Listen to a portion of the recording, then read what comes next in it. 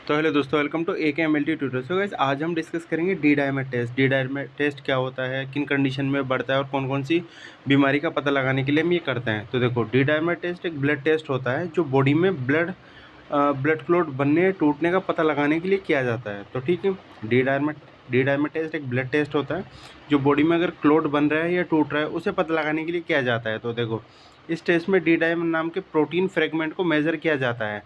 ठीक है, एक प्रोटीन फ्रेगमेंट होता है जिसका नाम डी डायमर होता है। तो इस टेस्ट में डी डायमर को मेज़र करते हैं, प्रोटीन फ्रेगमेंट को, जो फिब्रिन क्लोट के ब्रेकडाउन के टाइम ब्लड में रिलीज़ होता है। जो कि क्या होता है, जब फिब्रिन क्लोट ब्रेकडाउन होता है ना, तो उस टाइम पे ये जो प्रोटीन होता है वो ब्लड में रिलीज़ होता है। तो इसी को मेज़र कर लेते हैं। अब हम देखते हैं use of D dimer test. D dimer test का किन किन बीमारी को पता लगाने के लिए यूज़ होता है। तो सबसे पहले होता है डीप वेन थ्रोम्बोसिस को पता लगाने के लिए किया जाता है। अब देखो, डीप वेन थ्रोम्बोसिस एक मेडिकल कंडीशन है जिसमें डीप वेन्स में ब्लड क्लॉट बन जाता है। अक्सर ये पैरों में होता है। तो देखो, डीप वेन क्या एक मेडिकल कंडीशन होती है जिसमें क्या होता है, जो पैरों की डीप वेन्स होती है ना, उसमें क्लॉट बन जाता है। तो इस कंडीशन को हम बोलते हैं डीप वेन थ्रोम्बोसिस। का मतलब ये क्लॉट बन जाना। तो यहाँ पे डीप वेन जो होती है पैरों की, इसमें क्लॉट बन जाता है। देखिए यहाँ पे, देखिए नॉर्मल वेन है, अब पूलिंग ब्लड हो रहा है, इसके बाद एम्बोल्स बन जाएगा, थ्रोम्बोसिस हो जाएगा और यहाँ पे एक ब्लड क्लॉट बन जाता है। तो इसी को हम डीप वेन थ्रोम्बोसिस बोलते हैं। इसी को पता लगाने के लिए डी डायमर का टेस्ट करते हैं। अब हम देखते हैं पल्मोनरी एम्बोलिज्म। एक पल्मोनरी एम्बोलिज्म एक मेडिकल कंडीशन है, इसे पता लगाने के लिए भी डी डायमर का टेस्ट करते हैं। देखो, पल्मोनरी एम्बोलिज्म का मतलब होता है लंग्स के अंदर ब्लड क्लॉट या थ्रोम्बस का फंस जाना या उसे ब्लॉक कर देना। ठीक है, तो ये होता है पल्मोनरी एम्बोलिज्म। नॉर्मली हमने क्या देखा, देखो यहाँ पे क्या होता है, डीप वेन थ्रोम्बोसिस मैंने आपको बताया। तो इसमें जो क्लॉट बनता है ना, यही ब्लड के थ्रू ट्रेवल करके लंग्स में जाके फंस जाता है। तो डीप वेन थ्रोम्बोसिस भी इसका एक कारण हो सकता है। तो उसी की वजह से यहाँ पर आके ये फंस जाता है लंग्स के अंदर। देखिए यहाँ पर आप देख सकते हैं ये फंसा हुआ है।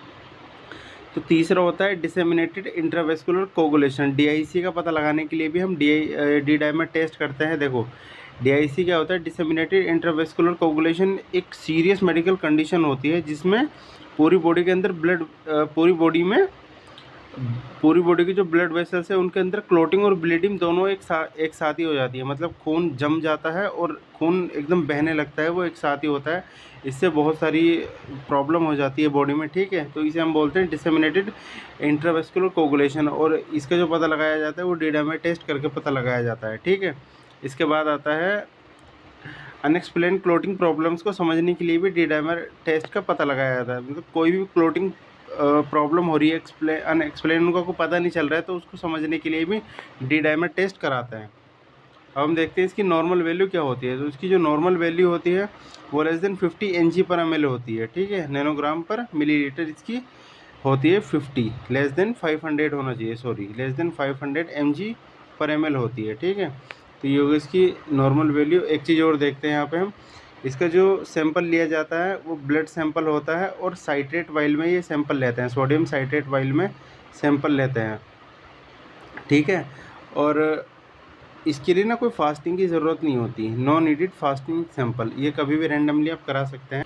तो यार, अब हम देखते हैं डी डायमर किन कंडीशन में हाई आ सकता है, डी डायमर की वैल्यू किस कंडीशन में हाई आ सकती है और इसका क्या मतलब होता है। तो देखो, अगर डी डायमर की वैल्यू अगर हाई आ रही है तो इसका क्या मतलब हो सकता है कि क्लॉट प्रेजेंट हो सकता है। ये तो DVT हो सकता है हमारी बॉडी में, डीप वेन थ्रोम्बोसिस, ये PE हो सकता है, पल्मोनरी एम्बोलिज्म, ये DIC हो सकता है, डिसेमिनेटेड इंट्रावेस्कुलर कोगुलेशन, या स्ट्रोक हो सकता है। स्ट्रोक को पता लगाने के लिए भी डी डायमर टेस्ट किया जाता है।